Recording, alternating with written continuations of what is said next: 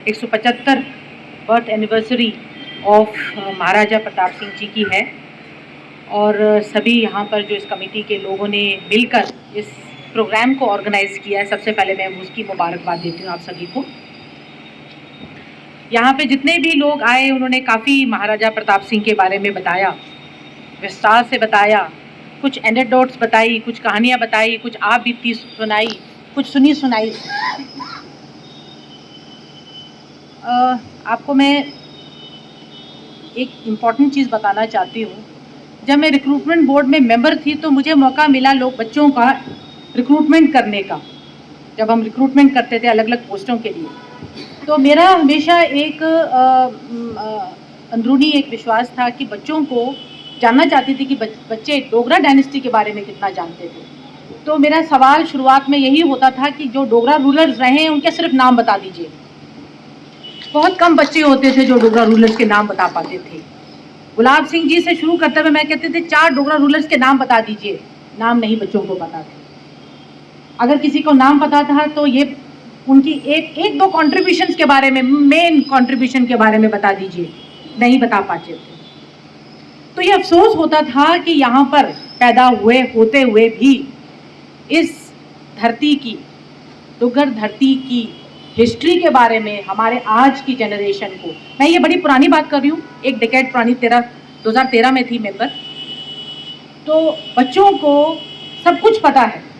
आज मोबाइल के सहारे से सारी दुनिया को वो देख सकते हैं, दुनिया को पढ़ सकते हैं, जो इन्फॉर्मेशन चाहिए वो आपको गूगल पे मिल जाती है। आप मोबाइल खोलें आपको सब कुछ मिल जाता है। लेकिन अनफॉर्चुनेटली हम अपनी बेसिक हिस्ट्री को नहीं पढ़ना पसंद करते। वो क्या रीज़न है? शायद कहीं हमारे अंदर ही कमी रह गई है। हमारे पेरेंट्स, हमारे बुजुर्गों ने शायद हमें इसकी तरफ प्रोत्साहित ही नहीं किया कि आप कम से कम, कहते हैं ना, history is what the historians right. जो लिख के चले गए वही हिस्ट्री है, चाहे गलत लिखी सही लिखी, वो जो लिख दिया वही आप पढ़ते हैं। क्योंकि उस दौर में तो आप जा नहीं सकते।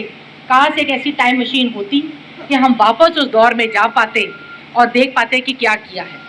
इसलिए हम वही पढ़ रहे हैं जो हमें बताया गया है, जो लिखा गया है, जो लिखित में है हम उसको पढ़ते हैं। और जब आप पढ़ते हैं तो आपको एहसास होता है कि इतने महाराजा, जितने भी रूलर्स रहे, सबसे ज़्यादा 40 साल का रूल महाराजा प्रताप सिंह का रहा। और इसलिए वो जो नायाब चीज़ें as a moderniser, as a visionary जिनको बोलते थे, इसलिए बोलते थे क्योंकि 40 साल बहुत होते हैं उम्र के। उसमें आप क्या नहीं कर सकते। फाइनेंशियल कंस्ट्रेंट्स थे, पैसे के कंस्ट्रेंट्स थे। जैसे कईयों ने बताया बनिहाल काट, मैंने कहा, किसी को पूछा था बच्चे को पीसी रोड का फुल फॉर्म बताना, तो कोई बोले शायद पता नहीं कौन था, कुछ नाम अजीब अजीब से नाम बोलने शुरू हो गए। लेकिन किसी को ये नहीं पता था कि उसको बनिहाल काट रोड बोलते हैं। उसी तरह से जैसे जेलम वैली काट रोड जैसे बताया, जो कोहाला पाकिस्तान में है, वहाँ से लेके बारामूला, फिर बारामूला से लेके श्रीनगर कनेक्ट करने के लिए, उससे पहले, उनके दौर से पहले लोग रोड में, रोड कनेक्टिविटी नाम की चीज़, थ्रू एनी फैसिलिटी, रोड जो आज की डेट में, बस तो दूर की बात है, कार्ड्स के थ्रू भी नहीं जा सकते थे। घोड़े ही शायद इस्तेमाल होते थे, घोड़ा गाड़ी इस्तेमाल होती थी, कार्ड्स नहीं इस्तेमाल होते थे। आप समझ सकते हैं कि कितने पीछे थे। उन्होंने सबसे पहले ये इंट्रोड्यूस किया था जम्मू और श्रीनगर को कनेक्ट करने के लिए, क्योंकि समर उस टाइम भी दरबार मूव होता था, तो जो दोनों सिटीज़ को कनेक्ट करने के लिए बनिहाल काट रोड बनाई गई थी। आप सोच लीजिए उस दौर में काम कैसे, कितनी मुश्किलों से, आजकल तो काम करना बहुत आसान है, उस वक्त किस तरह से काम किया।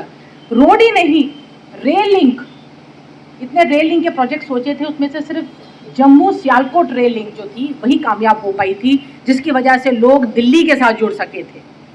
कश्मीर फिर भी अनकनेक्टेड रहता था, कश्मीर को कनेक्ट करा इन्हीं की वजह से, इन्हीं के एफर्ट्स की वजह से। जो रूरल, चाहे वो रोड, एक केबल प्रोजेक्ट भी वो चाहते थे कि हम सीधा जम्मू से श्रीनगर एक केबल प्रोजेक्ट्स ले जाएं। आज रोपवे प्रोजेक्ट्स की बात कर रहे हैं हम, केबल प्रोजेक्ट का उनका विजन था उस वक्त था, लेकिन पैसे का, फाइनेंशियल कंस्ट्रेंट्स की वजह से ये चीज़ें नहीं टेक ऑफ हो पाई।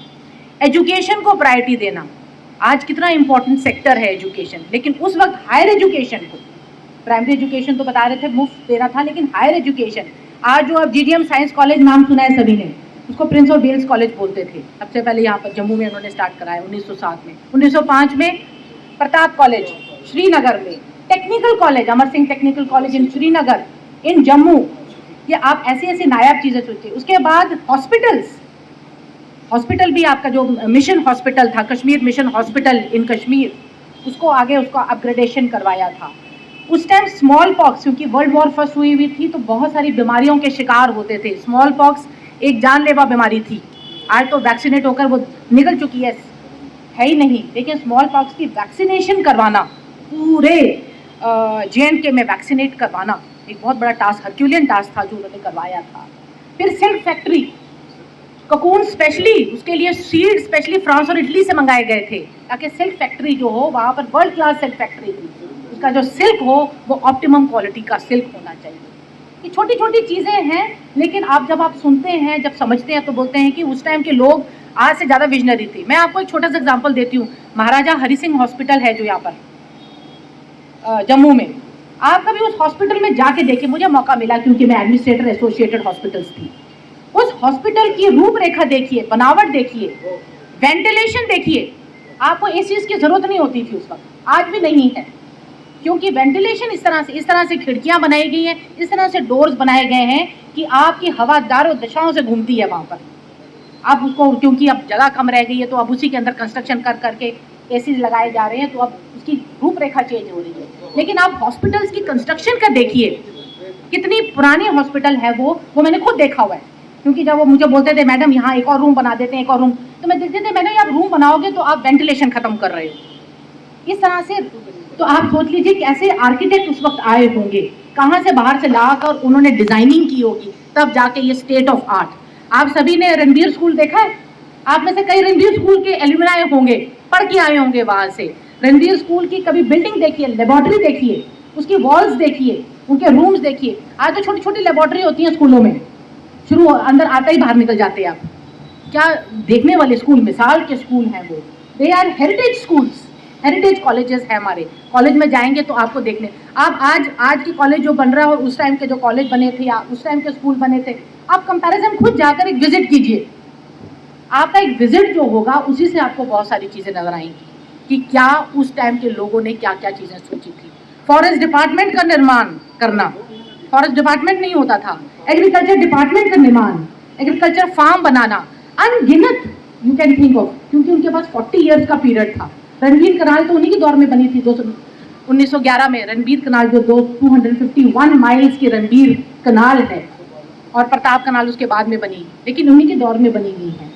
आज बासमती का नाम सब लेते हैं वर्ल्ड में, it is only because of Ranbir canal, क्योंकि चनाब का पानी वहां से निकाल के आरएसपुरा तक लेके गए तो आज बासमती है, जीआई टैग, और बासमती का कोई मुकाबला नहीं है, it's a world famous rice. तो ये सारी चीजें, छोटी छोटी चीजें आप देखो, लेकिन इसके इम्पैक्ट हमारी सोसाइटी में कितना ज्यादा हुआ, वो अगर आप अनुमान अपना करने, जैसे किसी ने कहा कि सिर्फ पढ़ने से नहीं है, और ग्राउंड में वो चीजें देखने को मिलती हैं, सिर्फ बातें, हवा में बातें नहीं हो रही, ग्राउंड में वो चीजें हैं। सदियों से हम यूज कर रहे हैं, लेकिन कहीं ना कहीं हम लोगों को इन चीज़ों से हम खत्म हो चुके हैं। आज भी जितने भी मैं यहाँ पर बैठे हुए अगर मैं नज़र दौड़ाती हूँ तो मेरे सामने सिर्फ एक पर्टिकुलर एज ग्रुप के लोग ही बैठे हैं। यंगर लॉट हमारा जो 21 से 35 साल या 30 साल का बच्चा है वो यहाँ पर कोई शामिल नहीं है। क्यों? क्योंकि उसको फर्क ही नहीं पड़ता। महाराजा आए चले गए, करे चले गए, प्लेटर पे मिली हुई चीज़ है ना, प्लेटर पे जब कोई चीज़ मिलती है उसकी कोई कदर नहीं होती है। जिस दिन खुद उस चीज़ को करने के लिए कदम बढ़ाना पड़ेगा उसी दिन इंसान को एहसास होता है कितनी मेहनत करनी पड़ती है। आज एक रोड बनाने के लिए कितनी हमें जद्दोजहद करनी पड़ती है, हम ही जानते हैं। कैसे पैसा ला रहे हैं और उस रोड पे जाकर एक आदमी बैठ जाता है मैं रोड नहीं बनने दूंगा, बाकी सभी के लिए वो क्रिएट कर देता है, प्रॉब्लम क्रिएट कर देता है। कितनी जद्दोजहद करनी पड़ती है। तो आप सोच लीजिए कि उस वक्त जब था ही नहीं ये चीज़ें, उसको शुरुआत करने के लिए कैसे की गई होंगी। तो ये पर्सनल एफर्ट्स होते हैं, किसी के पर्सनल एफर्ट्स हैं तभी हुई है। लैंड सेटलमेंट की जो बात करते हैं उन्हीं के दौरान की हुई है। तभी तो जो एक इनसिक्योरिटी एग्रीकल्चरिस्ट के अंदर होती थी वो इनसिक्योरिटी उन्होंने खत्म की, तभी प्रॉस्पेरिटी बढ़ी, तभी एग्रीकल्चर फार्मिंग बढ़ी आपकी। ये चीज़ें सारी की सारी छोटी छोटी लगती हैं आज आप कंपेयर, लेकिन आप उस दौर का कंपैरिजन कीजिए, आप चले जाइए 150 साल पुराने बात करिए तो आपको लगेगा उस वक्त ये चीज़ें सोची भी नहीं जा सकती थी। विजयपुर पैलेस जो यहाँ पर है, जो ख़राब हो चुका हुआ है, उसके रिवाइवल के लिए बहुत सारे एफर्ट्स आप लोगों ने किए हैं। तो वो एक एफर्ट्स जो हैं आपके सब रंग लाई हैं। 5 करोड़ का ये प्रोजेक्ट है, अप्रूव हो चुका है, अलॉटमेंट हो गई है, कंसल्टेंट आ चुका है, ग्राउंड में काम शुरू होना है। सिर्फ कॉन्ट्रैक्टर कुछ बदलवा गया हुआ था 5-6 दिन के लिए, उसको रास्ता बना के दे दिया है, हमने बता दिया है, वो जाकर अपना काम शुरू कर देगा, तो वो भी आ जाएगा। एक बारूद खाना है आपका, उस पर काम चल रहा है, थोड़ा सा रह गया है। सलाल फोर्ट का भी प्रोजेक्ट जो है अकॉर्ड के लिए अवेट कर रहा है, 6 करोड़ का प्रोजेक्ट है, जैसे उसका अकॉर्ड हमें मिलेगा उस पर भी काम कर देंगे। तो ये कुछ आर्कियोलॉजिकल प्लेसेस हैं आपके रियासी डिस्ट्रिक्ट पे, जो सदियों से इसलिए नहीं हो पाए क्योंकि ये बहुत पैसा डिमांड करते थे। अगर आप टोटल इनका बजट देखेंगे तो कम से कम 10-15 करोड़ का बजट है, 15 करोड़ से भी ज़्यादा बोलो, 20 करोड़। 20 करोड़ कौन देता था आर्कियोलॉजी के लिए मॉनिटर, जो खत्म होने वाली चीज़ है। कुछ लोग तो चाहते हैं खत्म ही हो जाए, नीचे गिर जाए, ना ही नजर आए तो अच्छा है, ऐसी भी सोच है ना कईयों की, तो खत्म भी हो जाएगी अगर आप नहीं सोचेंगे। जो टोल प्लाजा की बात की, आपका जगती से लेकर देवा माई तक एक ऑल्टरनेट रूट है, पुराना जिसको वैष्णो देवी, ओल्ड वैष्णो देवी रूट कहते थे, उस रूट की रिवाइवल की जा रही है। रोड बन रही है, ईरा में वो प्रोजेक्ट बन भी चुका है, बमियाल साइड में कुछ कुछ रोड खराब है। वो अगर वैष्णो देवी का ट्रैक शुरू हो गया, ओल्ड वैष्णो देवी जिस पर जोर शोर से काम चल रहा है, अगर वो रिवाइवल होता है तो ऑटोमेटिकली आप बाईपास कर जाएंगे। दूसरा झेड़ी वाला रोड है, उस पर भी थोड़ा बहुत काम चल रहा है, मैंने देखा है, कुछ अपग्रेडेशन हो रही है, तो अखनूर से आप रियासी में लिंक कर पाएंगे 1.5 घंटे के अंदर। अगर वो रोड बन जाए तो शायद 1.25 घंटे में आप शायद अखनूर से जम्मू पहुंच सकते हैं। तो ये छोटी छोटी चीज़ें हो रही हैं और हो भी जाएंगी, ऐसी बातें। भामला से भी रास्ता है, आप जानते हैं, वहाँ टनल बन रहा है, टनल बन जाएगा, रास्ता भी बन रहा है, ग्रेफ काम कर रही है उसके ऊपर, तो 58 ग्रेफ जो है वो कर रही है काम उसके ऊपर। तो ये चीज़ें आपकी लगातार चल रही हैं, आप लोगों के बहुत सालों के प्रयास रहे हैं, उसकी वजह से ही आज ये चीज़ें आ रही हैं। ये एक दिन का प्रयास नहीं होता, ये सदियों का प्रयास होता है। आप लोगों ने प्रयास किया, कोशिश की, जो यहाँ पर गवर्नर थे उनको बुलाया गया, जो यहाँ पर मिनिस्टर्स थे वो आए हैं यहाँ पर, आपने बुला के इनको, मुझे पता है कैसे लाना, इनको लाना कितना मुश्किल होता है, लेकिन आप लाए हैं, तो आपकी कोशिशें रंग लाई हैं और चीज़ें चल रही हैं। सिर्फ अब कोशिश है कि ये आगे तेज़ी से चलनी चाहिए और किसी अंजाम तक पहुँचनी चाहिए।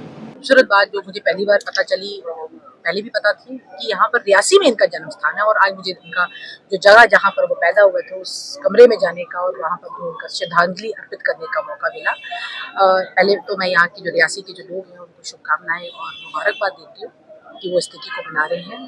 General Zorawar Singh memorial committee के जो लोग हैं जो यहाँ पर शामिल हैं सारे, जिन्होंने इस तिथि को मनाया, और इनकी देखिए, इस तरह की तिथि मनाने से आप ना कि उन जो लोग हैं जिनकी तिथि मनाई जाती है उनको आप श्रद्धांजलि देते हैं, साथ साथ में उनकी जो उस टाइम की जो अचीवमेंट्स हैं, जो उन्होंने अपने 40 साल के कारावास में जो उन्होंने काम किया था, उसके बारे में भी आपको समझने की बहुत कुछ मिलता है।